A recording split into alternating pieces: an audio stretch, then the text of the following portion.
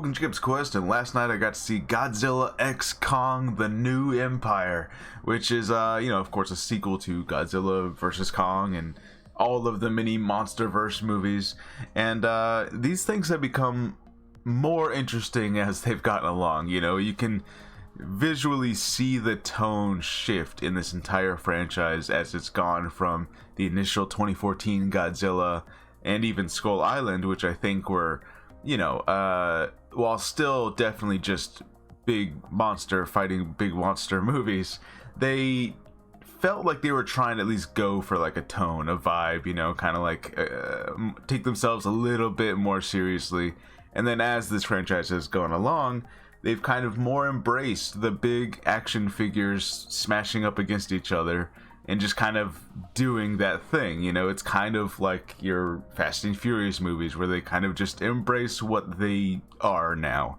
And that's definitely what this movie is. I would say even more so than Godzilla versus Kong.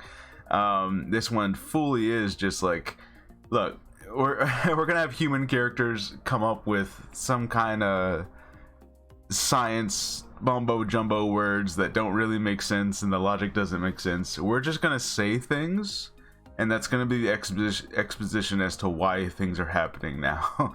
And you know what?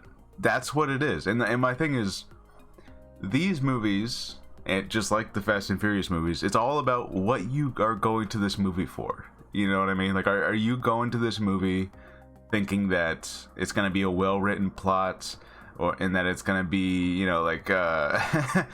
characters that you actually care about and all that? Or are you going to this movie to see the, big lizard, big monkey fighting other things? And if that's what you're going for, you're gonna get that, and you're gonna love it, and that's what it is. I will say, one thing that I think my only real complaint here, especially because, like, if that's what you're going for, is that, like, while this movie does try to sprinkle in smaller fights, like Godzilla stops on his way to go power up, so he has to go fight this underwater thing, and that's cool. It's a great idea. Like, give us little sprinkle tiny fights before we get to like the big fight at the end. It does feel like we're spending so much time with these human characters still, and I guess that's my thing, is the movie clearly is like, it seems to know what it is, but for some reason we're still spending so much time with these human characters.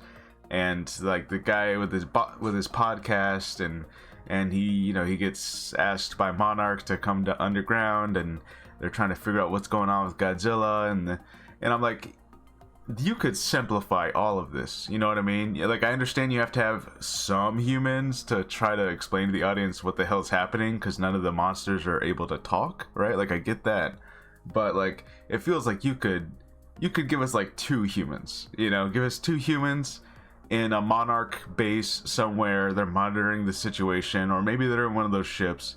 You don't need to do all this other stuff, the mom and the adopted daughter, and then they find the people there, and she's kind of worried that the daughter should stay here with her people now, and like, you don't have to do all that, you know what I mean? Like I don't know. I guess my thing is, when it comes to Godzilla, there's room for both types of these kaiju movies. Like, you can have a one that takes itself seriously and has human characters with hearts and an emotion and an arcs, and you really care. And that's what Godzilla -1 was. That's what Godzilla 2014 was kind of trying to be, right? Like, there's a pathway there, and then there's the action figure smashing up against each other pathway. Both are valid, but you gotta choose, So somehow it still feels like, in this movie, I think even more than in Godzilla versus Kong, it's like we're spending too much time with the humans, you know what I mean? Like if you're gonna go action figure route, you gotta reduce the humans a little bit more.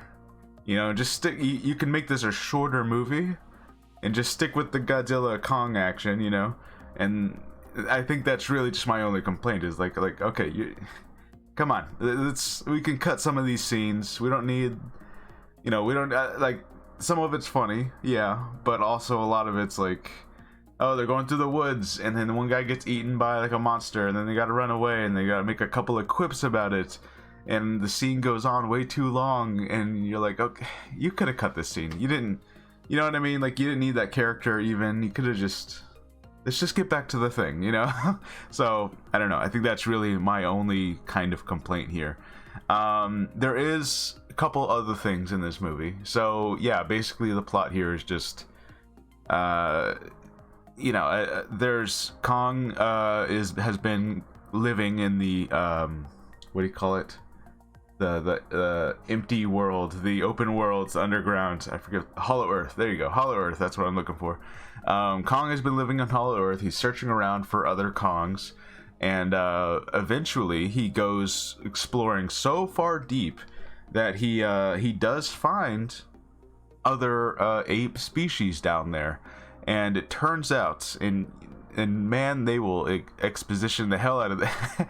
They do that thing where like the lady sees maybe a couple of hieroglyphs on the wall, right? Like that would explain a story, and yet somehow she's able to interpret every character's name, every small detail, where it's like, this is one hieroglyphic picture here, and you're able to like extrapolate from that, like what the guy was called, why they did this, when they did this, how they did this. And I'm like, hold on, this is like one picture. It feels like if you're gonna have all of this information, you should be reading a scroll or something, right? Like you should be reading like a story, not like looking at one wall and being like, oh, I got the whole thing now.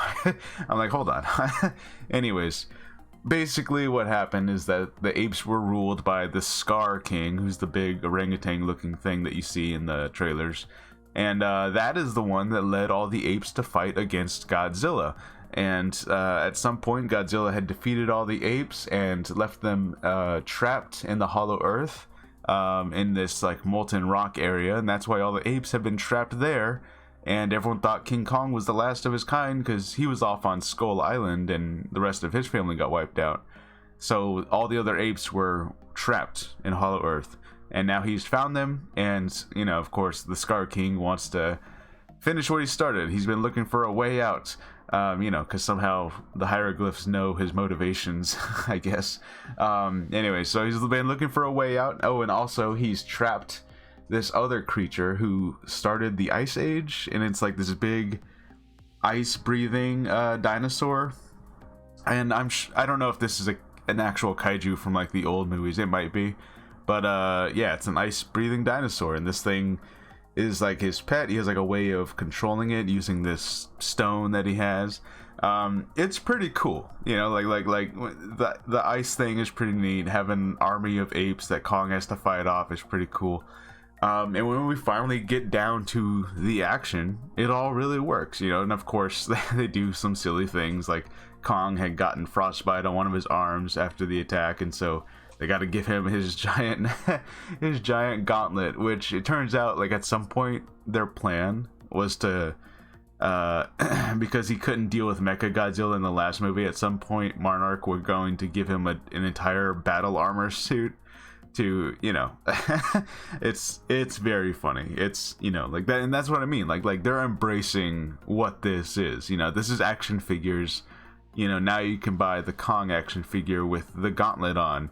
And then Godzilla, because he can sense a threat coming, he's been going to different parts around the world throughout the entire movie, absorbing radiation, powering himself up because he can sense that there's a big threat out there.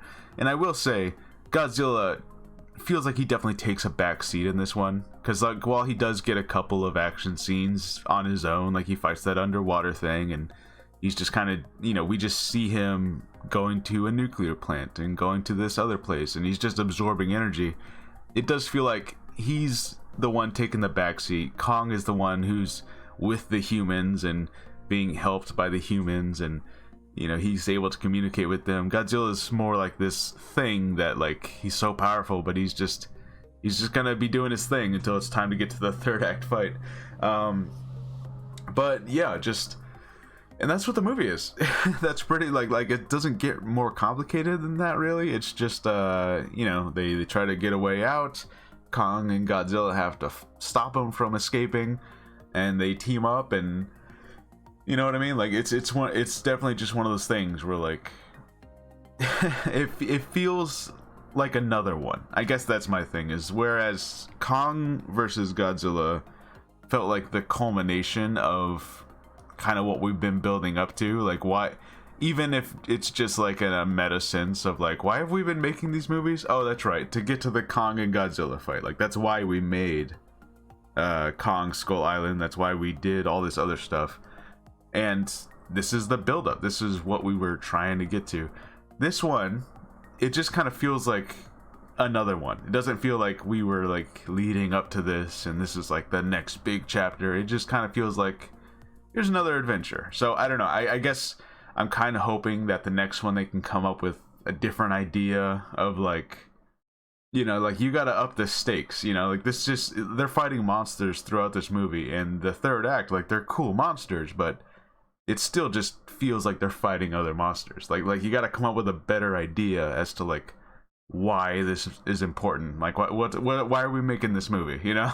So I don't know, I guess that's my only thing is like, you gotta come up with something else. Like maybe, you know, you kind of introduced, you know, like Ghidorah was from space. Maybe introduce like the alien thing again, like a different planet's monsters are coming to us to fight our monsters, and you know, world war monsters, you know, I don't know, something like that, you know.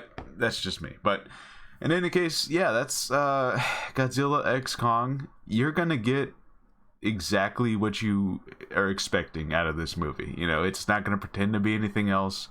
And you know, I don't think it's as good as Godzilla versus Kong. I think that one was just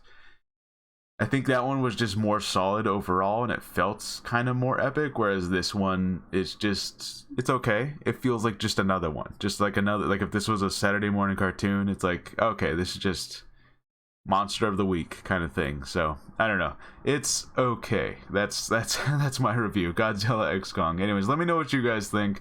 Let me know your thoughts and feelings on this one. And yeah, I'll see you guys next time. Bye.